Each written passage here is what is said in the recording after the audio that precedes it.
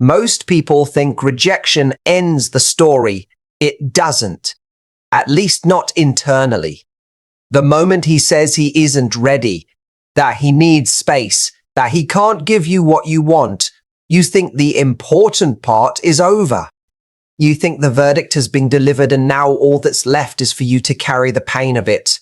But that isn't actually the whole story. Because while you are sitting there replaying the exact words he used, trying to work out whether you misunderstood, whether there was a hidden meaning, whether there was one more thing you could have said that would have changed the outcome, something else is beginning. Not a fairy tale, not a guarantee, but a psychological process that most people never understand because they get so consumed with the moment of rejection that they fail to see what rejection sets in motion. And that matters because right now your mind may be doing what so many minds do after heartbreak. It may be bargaining. It may be translating his language into something more hopeful than it was. He said he wasn't ready. Did that mean not ready for anyone or just not ready for you? He said he needed time. Did that mean there's still a chance if you handle this correctly? He said he didn't want a relationship right now. Did that mean later? And all of those questions can become a trap because they keep your attention fixed on his words instead of his actions, on his potential instead of your reality, on the future instead of the truth of what he chose in the present. And the truth is this: the pain is not only that he stepped back. The pain is that he stepped back and left you holding all the feeling. That is the part that stings. That is the part that keeps you awake. Here's the thing. When someone avoidant pulls away, the woman he leaves behind often starts doing the emotional labor for both people. She explains his behavior. She softens it. She says he has wounds, he has fears, he has limitations, he got overwhelmed, intimacy scared him, this isn't personal. And some of that may even be true, but truth can become misused when it becomes a way of excusing what hurt you. Understanding someone's psychology is not the same as giving them permission to wound you without consequence. Understanding why he withdrew does not mean you must stay available to be withdrawn from. Understanding his fear does not mean you should build your life around waiting for his courage. There is a difference between compassion and self-abandonment, a painful one, but a necessary one. Picture this. It's 11 at night. Your phone is face down on the bed, but not far enough away that you're not still aware of it. You've replayed the last conversation 10 times. You've looked at his message thread. You've read tone into punctuation. You've imagined what he might be feeling right now. You've imagined him relieved. You've imagined him conflicted. You've imagined him already gone. And beneath all of that, there is one question that feels too humiliating to say out loud. If I disappear now, will he even notice? That question is not really about him. It feels like it is, but it isn't. It is about your worth in the aftermath of someone else's withdrawal. It is about the terror that if you stop reaching, the connection will prove it could die without resistance. And that is why so many women text when they know they shouldn't. Not because they are weak, but because silence feels like stepping into a void without knowing whether there is any ground beneath it. Let me be clear about one thing. Silence is not a trick. If you use silence as a gimmick, your body will betray you. Your anxiety will seep through the cracks. You will find a way to break it. You will watch his stories hoping your absence produces a result. You will count days. You will perform restraint while internally revolving around him. That is not peace. That is just another form of orbiting. Real silence is different.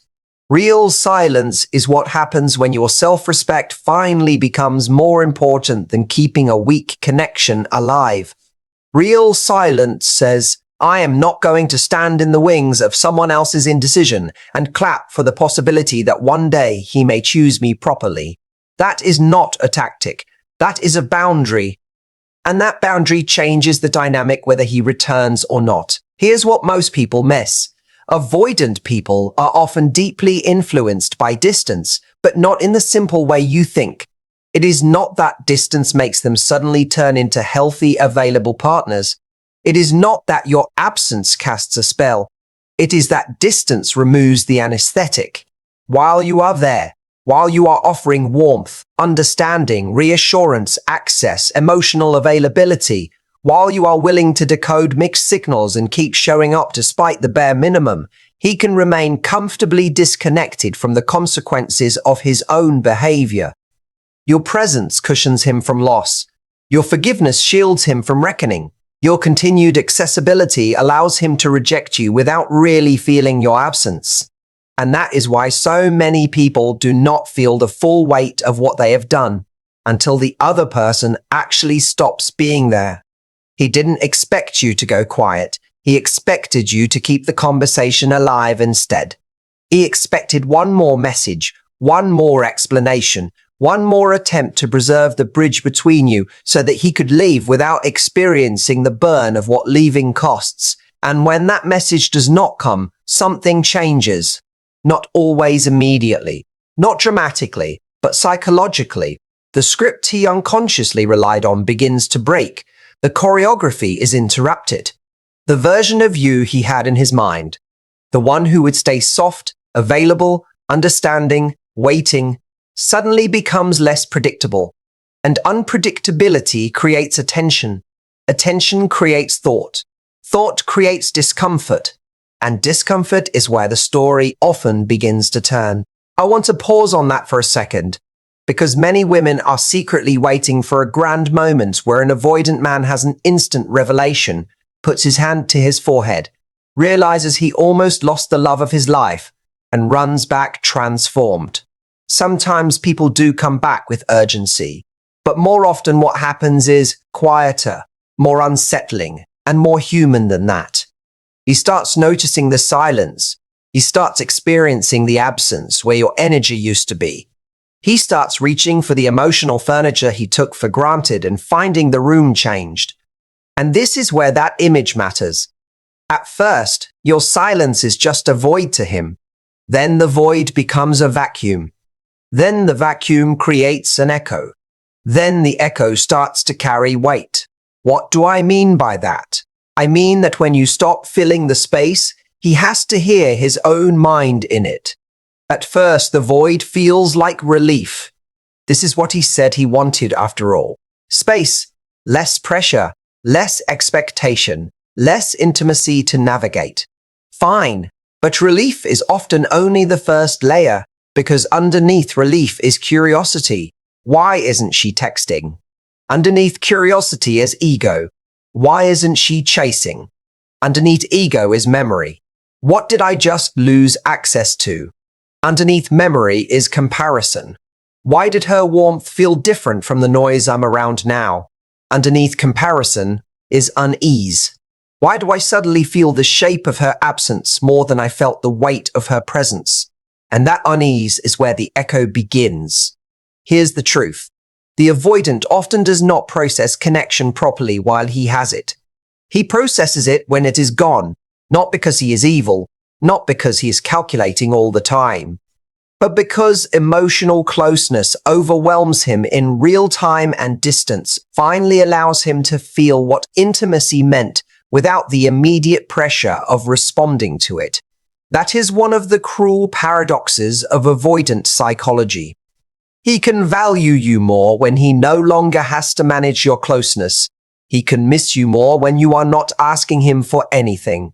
He can feel tenderness in the rearview mirror that he could not tolerate in the front seat. And that is why a man who looked certain when he left can later look confused by his own decision. He didn't expect you to reclaim your life. He expected you to leave the door emotionally cracked instead. He expected the ambient reassurance that if he changed his mind, if he got lonely, if he felt the void strongly enough, he could re-enter without having to confront what he did. But when you begin to move with dignity, when you stop presenting yourself as permanently available to his indecision, you create something deeply uncomfortable for him. Now, if he wants access, he must face a power shift. He must deal with the possibility that you are no longer waiting in the exact place he left you. He must confront the fact that your narrative may no longer include him at all. And that is a much more sobering thing than most people realize. Think about it like this. Chasing someone who is moving away is like trying to keep a volleyball underwater. The harder you press, the more force you have to apply, and the moment you get tired, it flies back up with its own momentum. That is what desperation does in connection. It creates unnatural pressure. It tells the other person, consciously or unconsciously, that your center is no longer with you. And when your center is no longer with you, they feel it. They may not describe it that way, but they feel it. On the other hand, when you let go, when you stop forcing the contact, when you allow reality to stand exactly as it is, the whole thing is free to reveal its true nature. If it wants to come back, it comes back by itself. If it doesn't, no amount of pressure ever made it yours in the first place. I'm going to say something and some of you will disagree. A man coming back is not always proof of love. Sometimes it is proof of access withdrawal. Sometimes it is proof that the comfort, admiration, affection, and emotional labor you gave him are no longer available, and he feels their absence. Sometimes it is loneliness, wearing the clothes of clarity. Sometimes it is real regret. Sometimes it is a mix of all of them. And if you do not understand that, you will confuse movement with maturity. You will think that because he came back, he changed. Those are not the same thing. Returning is an action. Repair is a character trait. Begging to be with you is an emotional state. Being ready to build something healthy with you is a sustained capacity. One is a moment.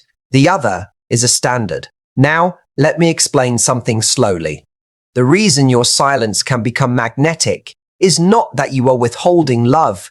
It is that you are no longer participating in a pattern that made him lazy. A person often does not question the value of what is freely and endlessly available. But once access is removed, attention sharpens. He starts to review conversations. He starts to remember your patience. He starts to notice how rare it was that you truly saw him. He starts to measure the coldness of casual options against the warmth you offered. And then something happens that he probably did not expect. The absence stops being empty. It becomes specific. It becomes your absence, not just any woman's. Yours, your cadence, your care, your way of listening, your particular energy.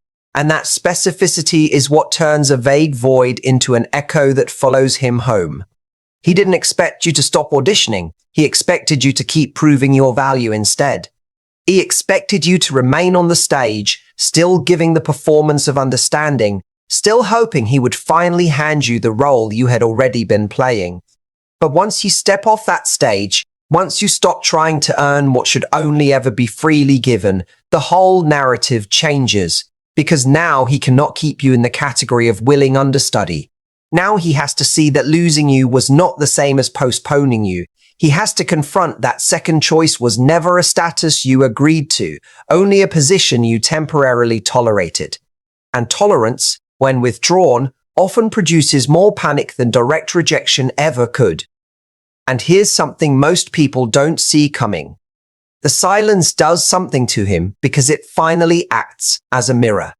While you were talking, explaining, pursuing, negotiating, he could keep the spotlight on your reaction. She's emotional. She wants too much. She's struggling with this. She misses me. Fine. But when you go quiet with self-respect, the mirror turns. Now he is left alone with his energy. Now he has to examine why he wanted closeness but resisted commitment, why he liked your warmth but withheld certainty, why he wanted the benefits of connection without the responsibility of choosing. He may not use those words. He may not become instantly self-aware, but the mirror still works. Silence has a way of holding up the truth without a single speech. And what does he start to wonder? He starts to wonder why you are not chasing. And here's the thing. The wondering is what unsettles him. He starts to wonder whether someone else has your attention, and the wondering is what humbles him. He starts to wonder if he misread your strength, if he thought your love meant permanent permission to drift in and out, and that wondering becomes its own kind of reckoning. He starts to wonder whether the version of the story he told himself was wrong. Maybe she wasn't needy. Maybe she was patient. Maybe she didn't ask for too much. Maybe I gave too little. That is the power of absence when it is backed by dignity. It allows reality to speak without you defending it. Let me be clear about something. None of this means you sit by the window waiting for his return. If you turn this into a fantasy about the comeback, you will lose the very energy that makes your silence powerful in the first place, because then your silence is no longer grounded in self-worth. It is grounded in strategy. And strategy soaked in longing eventually leaks. You begin checking. You begin decoding. You begin trying to control the timeline. You begin making your healing dependent on whether he has had the revelation yet. That is not reclaiming your life. That is extending the breakup. The whole point is not to make him come back. The point is to stop abandoning yourself in response to someone else's emotional immaturity. Here's what's actually happening underneath all of this. The you he rejected does not get to come forward unchanged. That version of you was standing in a certain pattern, hoping, over-explaining, maybe forgiving too quickly, maybe tolerating ambiguity because the moments of closeness felt so good that they blurred the cost, maybe saying yes to just friends when your heart was screaming no, maybe accepting orbiting because the alternative felt like true loss. But once you begin to wake up, once you begin to see clearly, that version of you starts to fall away. And this is why, even if he returns, he cannot come back to the same woman he left. She no longer exists in the same form. If you have really done the work, he is meeting someone altered by truth. What does your silence do for you? It gives you your center back. And why does that matter? Because heartbreak scatters you. It puts pieces of your attention everywhere, on his last text, on his future, on his motives, on whether he misses you, on whether you meant anything. Silence, if you let it, becomes a way of gathering yourself, not all at once, not perfectly, but piece by piece. You stop spilling your energy into a man who has not earned access to it. You start hearing your own thoughts again without his voice crowding them. You begin to feel the weight of what you tolerated, not just the pain of what you lost. And that is an enormous shift, because once you feel the cost of what you accepted, the bare minimum no longer looks romantic. It looks exhausting. I want you to notice something. The fantasy that he will come back and beg is often covering another wish. The wish is not really for him to beg. The wish is for reality to reverse itself so that you no longer have to carry the humiliation of being the one who wanted more. You want the power shift because you want relief from that sting. You want him to hurt because your hurt feels so solitary. That is human. But the deeper healing begins when you stop needing his regret to validate your worth. Your worth was not created by his choice. It was not erased by his hesitation. His inability to choose you properly did not lower your value. It revealed his limitations. And there is a big difference between being hard to love and being met by someone who does not know how. He didn't expect you to become more whole without him. He expected your world to stay tilted toward him instead. He expected your emotional weather to keep revolving around his mixed signals, his timing, his comfort. And when it doesn't, when he senses that your life is becoming full again, something about that is both magnetic and frightening to him. Magnetic because wholeness attracts, frightening because wholeness cannot be manipulated by scraps. A woman who is rebuilding her dignity is no longer easy to keep in limbo. A woman whose self-respect has returned is no longer flattered by crumbs. A woman who has remembered her standard is not impressed by confusion dressed up as vulnerability. That is when he may feel the upper hand slipping. Not because you played a game, because you stopped participating in his. Here's the thing. Sometimes he does come back. Sometimes he sends the message. Sometimes he asks to talk. Sometimes he circles months later with language that sounds softer, more open, more certain. Sometimes he says he made a mistake. Sometimes he says he can't stop thinking about you. Sometimes he says no one compares. Sometimes he even sounds like a man in genuine pain. And when that happens, you must stay deeply calm. Not cold, calm. Because the most important question is not whether he has returned. It is who has returned. Is this a man seeking relief from the void or a man ready to build? Is this a man aching from absence or a man willing to take responsibility? Is this someone responding to discomfort or someone transformed by insight? Those are different men, even if they wear the same face. Now, let me explain something slowly. Real change has markers. It does not hide behind vague language. It does not ask you to trust feelings without structure. It does not say, I miss you, while still offering uncertainty. Real change says, I know what I did. I understand the effect it had on you. I have reflected on the pattern, not just the pain.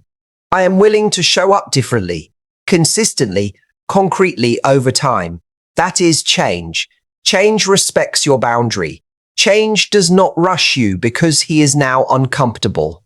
Change does not demand immediate reunion as proof of love. Change understands that trust does not reappear because someone has become emotional. It returns because someone becomes reliable, slowly, repeatedly, quietly. And what if he comes back with intensity but no maturity? Then you have your answer. What if he says all the beautiful things but still cannot answer simple questions about commitment? Then you have your answer. What if he wants access to your warmth but resists your standard? Then you have your answer. The answer is not that you failed. The answer is that your self-respect must now become more loyal to you than your longing is. Because this is where many women lose themselves again. The reunion becomes the new drug. The return feels like proof that they mattered, so they relax the very boundary that made them visible in the first place. Don't do that. Do not mistake his panic for your future. Here's what most people miss. Even if he begs, even if he returns with trembling sincerity, the point of this season is not merely to get the man back. The point is to become the woman who can no longer be kept in an orbit that insults her dignity. That is the real transformation. The real transformation is not cosmetic. It is not about looking so good he regrets it. It is about becoming so clear that ambiguity no longer seduces you. It is about becoming so oriented around your own life that anyone who wants to enter it must enter with honesty. It is about becoming so rooted in self-worth that confusion stops feeling flattering. That is the kind of growth that changes every relationship you will ever have after this one. Think about it like this. Dignity is something you carry. And every time you accept less than you know you need, it gets heavier. Not because dignity is punishing you, but because your body knows. Your nervous system knows when you are pretending not to mind. Your sleep knows. Your appetite knows. Your friendships know because you start disappearing into analysis. Your work knows because half your focus is elsewhere. So when you finally put down what was never yours to carry, when you stop carrying his uncertainty as if it were a joint project, your dignity becomes lighter again. And the lighter dignity changes the way you walk into every room. It changes the way you answer messages. It changes what you call chemistry and what you recognize as anxiety. That is not small. This is the part nobody's going to like hearing. Sometimes the man comes back and you no longer want him. Not because you are pretending, not because you are trying to punish him, but because in the silence you became intimate with the truth. You saw how much of the connection was built on your hope, your patience, your interpretation, your ability to make meaning out of inconsistency. You saw how often you were the one holding the thread. And once you see that clearly, the old fantasy can't survive intact. His return may still stir you. Of course it might. But stirring is not the same as alignment. Emotion is not always instruction. Missing someone is not always instruction. Attraction is not always wisdom. Sometimes it is just memory knocking on a door you no longer live behind. I need you to hear me on this. You do not have to become hard. You do not have to become cynical. You do not have to weaponize mystery or use silence to punish. The goal is not to turn into someone emotionally unavailable in response to someone else's avoidance. The goal is to become clear, warm, and boundaried. Warmth with a standard, compassion with discernment, openness with self-respect. That is a beautiful combination, and it is far rarer than people realize. Anyone can close down after pain. Anyone can become suspicious. Anyone can build a fortress and call it healing. But real strength looks different. It says, I will remain capable of love, but I will no longer grant access where there is no consistency. That is not bitterness. That is wisdom. And if you are in the very first raw days of this, let's be practical now. Put the phone down farther than you want to. Not forever, just for tonight. Return one call you have been ignoring from a friend who loves you. Drink water before you dissect another message. Go outside even if your heart says no. Move your body not to erase grief but to remind your body it still belongs to you. Clear one surface in your room. Fold something. Wash your face slowly. Eat something with actual substance. Write down what happened in plain language, not the edited romantic version. He said he wasn't ready. He withdrew. I was left wanting more. That simple honesty is medicine. It prevents your pain from becoming mythology. What do you do tomorrow? You keep it small. You do not try to become a new person by breakfast. You get through the next hour cleanly. You do not send the message that would only reopen your wound. You let your nervous system survive the wave without making a contract with your loneliness. You make your bed. You take the walk. You answer the email. You return to your own life in manageable pieces. And every time you do that, you are teaching yourself something profound. You are teaching yourself that your pain is real, but it is not in charge. You are teaching yourself that longing can exist without dictating action. You are teaching yourself that love for someone else does not require the abandonment of self. And if he returns while you are rebuilding, slow everything down. Do not reward urgency with immediate access. Do not punish him either. Just slow it down. Let conversation reveal character. Let time expose whether this is a moment or a shift. Ask the questions you were once too afraid to ask. What has changed? What do you actually want? What will be different in practice? How have you dealt with the patterns that made you withdraw before? If his answers dissolve under calm scrutiny, believe that. If he becomes impatient with your boundary, believe that too. The right man may be sad that trust has to be rebuilt, but he will understand why. The wrong man will call your caution a problem because he wants instant relief, not real repair. He didn't expect you to require substance. He expected emotion to be enough instead. He expected the return itself to win you over, because for a long time your hope may have made very little feel like a lot. But now your standard is different. Now self-respect is not a line you recite. It is a filter you use. And through that filter, charm looks different. Through that filter, apologies are not the end of the conversation. Through that filter, chemistry does not outrank consistency. This is how you stop repeating the pattern, not by becoming less loving, but by becoming less available to confusion. Here's the truth. Whether he comes back or not, your silence after rejection can become one of the most important turning points of your life. Not because it manipulates him, because it introduces you back to yourself. It allows you to see what you have been tolerating. It asks you to stop confusing pursuit with love. It teaches you that closure is sometimes not a conversation, but a decision. And it reminds you that the deepest kind of magnetism is not performance. It is self-possession. It is the energy of someone who is no longer trying to force what is not freely given. That kind of woman changes the room simply by no longer chasing what diminishes her. So yes, the avoidant may come back. He may return to the doorway of what he once could not hold. He may feel the echo. He may feel the weight of the void after it has become specific enough to haunt him. He may finally hear in your absence what he could not hear in your presence. That happens. But your life cannot be built around that possibility. Your life has to be built around something steadier than his awakening. It has to be built around your dignity, your self-worth, and your standard. Those things must become home, not the reunion. And if one day there is a comeback, let it meet a different woman. Let it meet a woman who has stopped negotiating with the bare minimum. Let it meet a woman who no longer mistakes orbiting for intimacy. Let it meet a woman whose warmth is still intact, but whose boundary is now real.